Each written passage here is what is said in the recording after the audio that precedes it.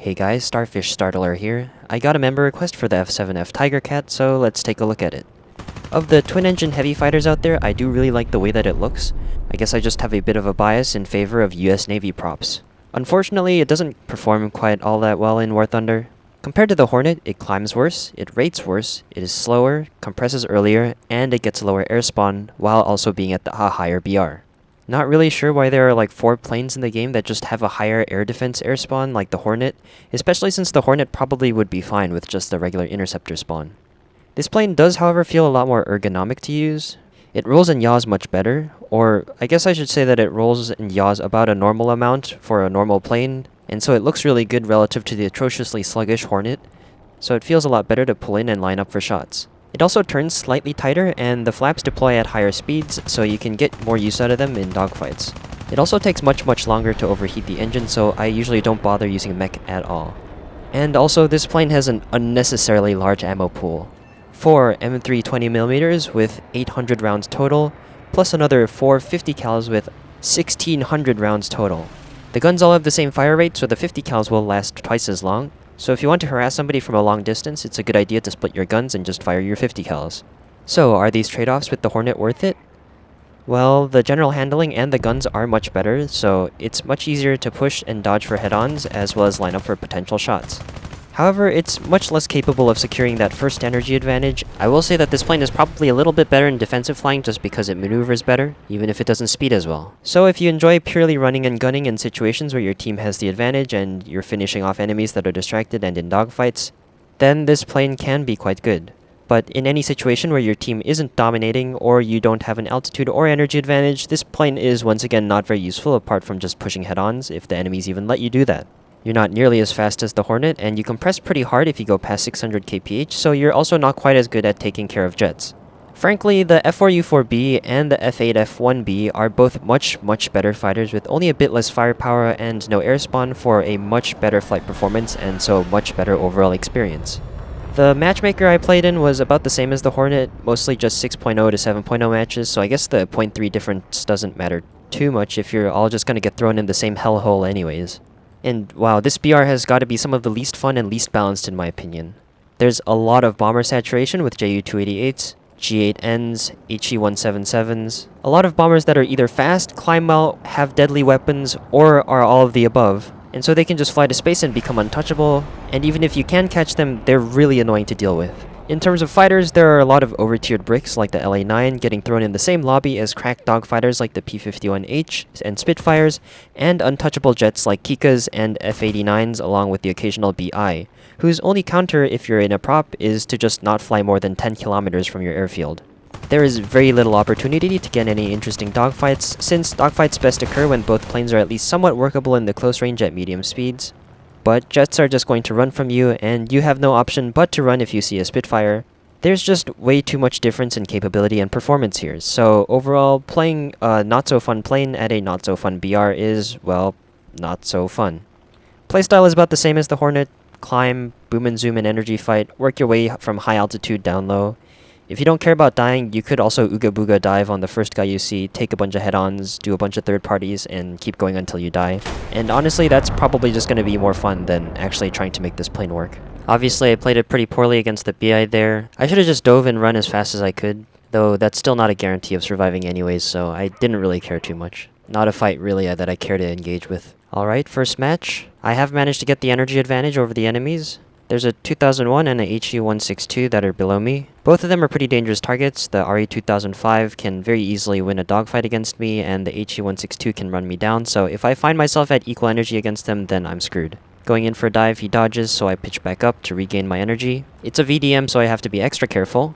It does look like he's turning back in for me. I was hoping that I would be able to quickly turn back on top of him and go in for another dive, but it looks like there's that HE-162 that's also coming up for me. So I need to be more focused on dodging him first. Really hoping that he was going to stall out, and he does, so don't need to worry about the 162 as much, but the VDM is full commit stalling up for me. So I need to keep dodging until he stalls out, and then I can pitch back down onto him. But at the same time, I'm not quite in the position to do that just yet, so I'm not really able to take advantage of the fact that he stalled out. It does look like I have a friendly F8F coming in to help me though, so Hopefully he at least distracts one of the two targets and I'm able to get a shot on them.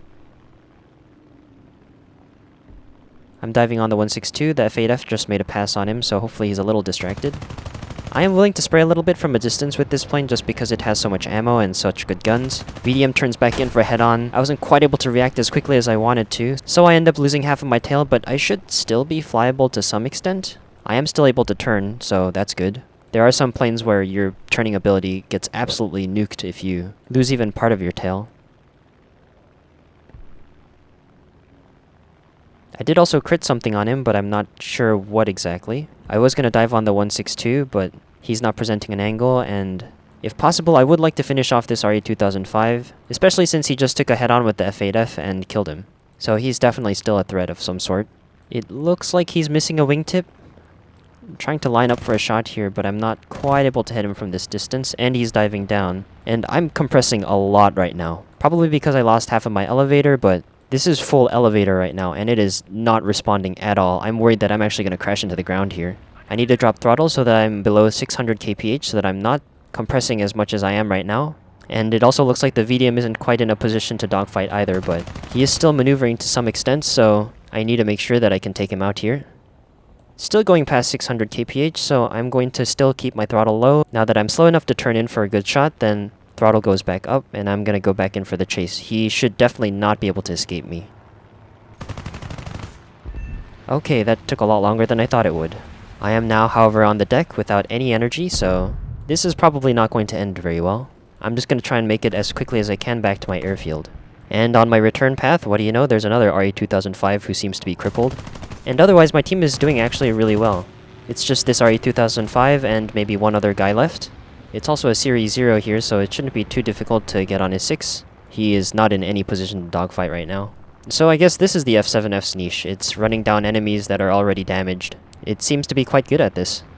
I will say that the American teammates at this battle rating tend to be much better than the ones that you find at lower BRs for props.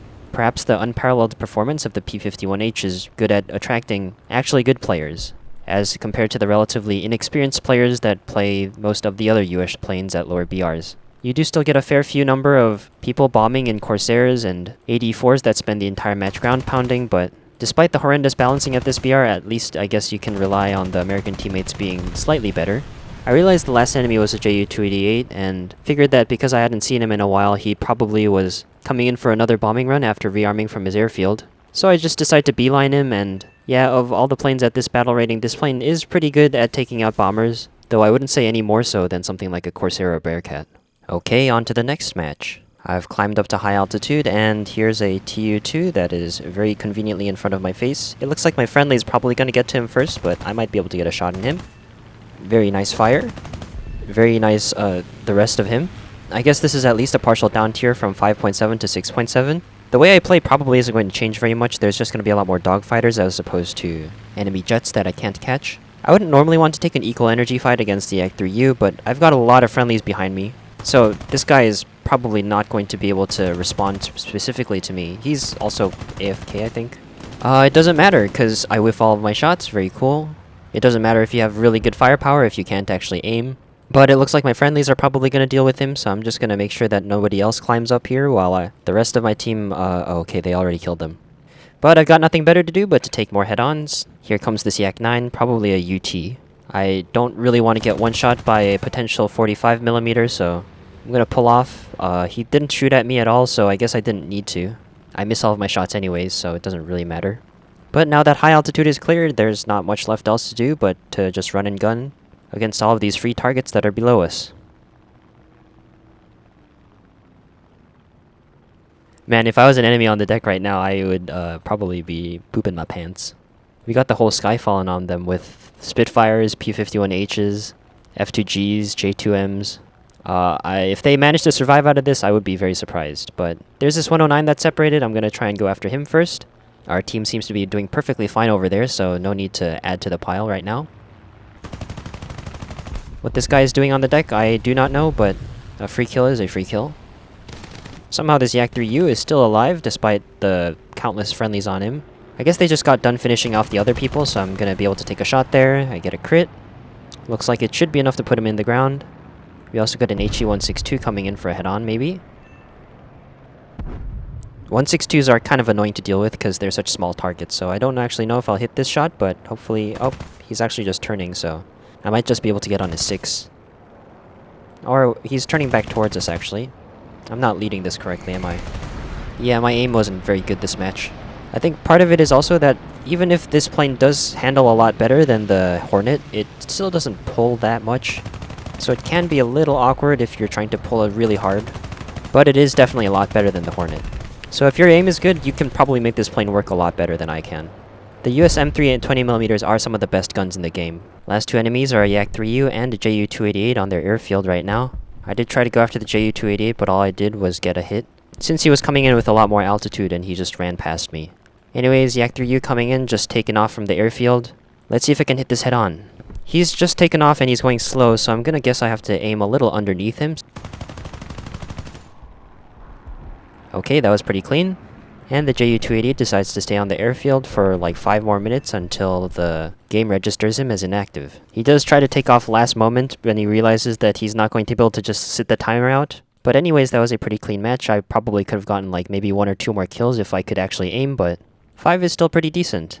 Last match to show. This time it looks like absolutely nobody's climbed to altitude, which is unusual. So after climbing for a bit, I'm just going to try and dive on this LA-9, but he goes a little bit farther below than I want to, so I'm going to let them continue diving, and I'm going to go after this Ju-288, who seems to be RTBing. Should be a fairly simple target to go after. Well, I expected the guns to do a bit more than that. Hopefully he's not able to RTB, but it doesn't look like he's very damaged, so he's probably going to make it back. I would like to chase after him, but I don't really like sitting behind Ju-288s, and there's also this LA-9 right here. Oh, and there's also this A7M-1. What is he doing over here? There are jets in this match. I'm gonna guess that he squatted with somebody, because otherwise there's no reason for him to be here.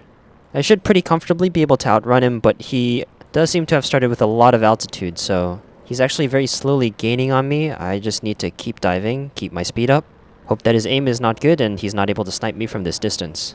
It's an M1 as well, so he's not going to be rolling very well, especially at high speed, so I'm just going to keep extending away. I might inadvertently get this Tempest killed, though, so apologies in advance if that happens. I am of the 6 of this LA-9. I'm trying to line up for a shot, but it's a little awkward. I am compressing, so I'm not really able to pull in there. Plus, I don't want to be turning if that A7M is still behind me, but it looks like he's drawn onto the Tempest, and so is the LA-9. Hopefully the Tempest doesn't die here, but his chances seem pretty slim if it's a 2v1 there. Okay, it looks like he survived the initial pass. I guess the A7 wasn't able to get his guns on. I spray in the head on there. Unfortunately, none of them actually hit. I'm thinking of converting to all stealth belts, actually, because the tracer rounds kind of get in the way at this point. It's a little difficult to see where I'm shooting. It's a bit better if I'm running tracers on wing-mounted 50 cals, because usually you can tell where they're going from the convergence, but on nose-mounted it just sort of gets in the way. Quick kill on the LA-9. Maybe I can pull in for the Repu here. Ooh, okay. And somehow the Tempest is still alive. I did sort of put him in that position, but looks like he was good enough at defensive flying that he managed to survive that. I'm not really sure what to do with myself right now anymore. There aren't any enemies spotted at the moment, but there are still quite a few left, so I'm gonna try and head to their airfield because I do think I saw somebody in that direction. That was a very delayed kill on that Ju-288. I was also considering maybe going after the Horton over there, but they seem way too far away for me to bother to get involved. Anyways, 262 just took off from the airfield. It's a strike variant, but looking at it now, it looks like he has 30mm. It doesn't really matter, I guess. That was fairly straightforward. There was an enemy on the airfield, so I was sort of waiting for them to come out, but they don't actually come out. So in the meantime, I'm gonna take out this Ju-288. My lead was horrible there. I was getting pretty bored of this match anyways, so if I do die to him, I don't really care too much. I only get a crit, so I do want to finish him off here if possible. And that's a severe. He should be going down, but I probably will also die. Where's the best place to shoot a Ju-288? I was hoping that maybe I could kill the gunners by shooting at the fuselage, but that didn't really seem to do very much. Maybe next time if I do get the chance to aim, then I'll go for the wing or the engine, though those are a little harder to hit.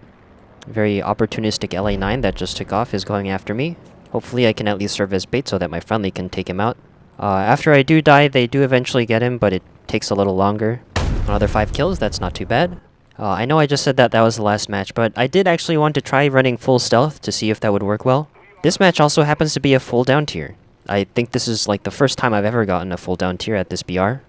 I don't think it's going to make it easier necessarily, since the enemy team is going to have a lot of Spitfires. Two very scary bombers at high altitude, so I'm just going to avoid them. I don't really want to get gunned down. I was worried because they were heading straight towards us that they weren't going for bases, they were going for air-to-air kills, but it seems they are maneuvering around for bases, so maybe my fears were a little unwarranted.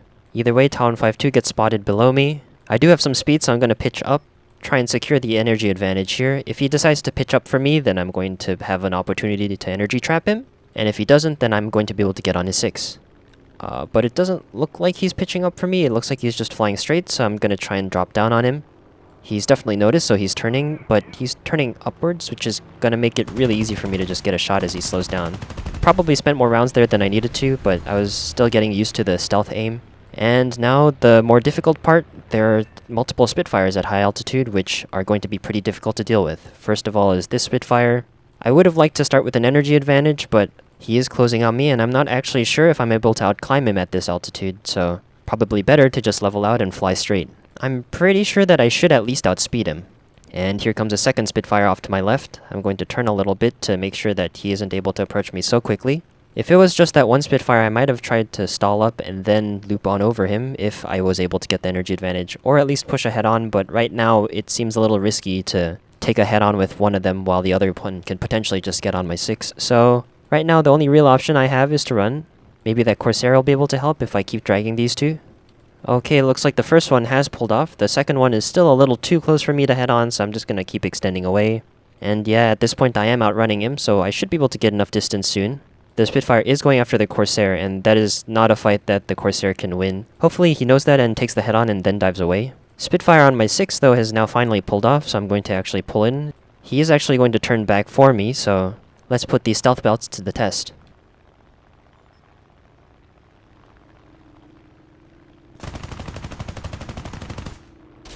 Ooh, okay, I did severe him. He also did hit me, so if he was lucky then he might have killed me there, but luckily it was only minor damage, so time to carry on. This Corsair is really trying to survive against the Spitfire.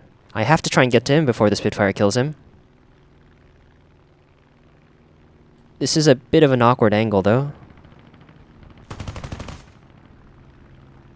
Okay, the Spitfire has noticed and is pulled off.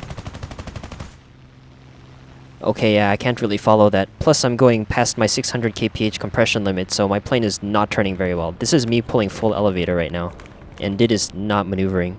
I can't really afford to drop throttle either, though, because if I do, then he can catch me. So I'm going to put it in a slight climb and extend away. He'll eventually pull off, so I should be able to get back on him, just with a bit of time. There we go, time to turn back in. The wing damage is causing me to roll a little bit whenever I do pitch. It's not feeling perfect, but it's still workable. Now I gotta just dive on the Spitfire while he goes after our F-82. Yeah, F-82 isn't gonna survive that. Now this is a bit of a risk. There's two Spitfires here. I need to take the head-on here. I turn off WEP because it's causing me lag again. I don't know what it is with these twin-engine planes that the exhaust causes so much graphical issues. If you're checking the FPS counter, it was going down from 60 to 37, though I guess the issue is less the frame rate and more the stuttering that makes it really annoying to hit those shots. Anyways, I still do have the energy advantage. That Spitfire is a clipped wing, so he is going to have a relatively poorer energy retention than the non-clipped wing LF Mk./.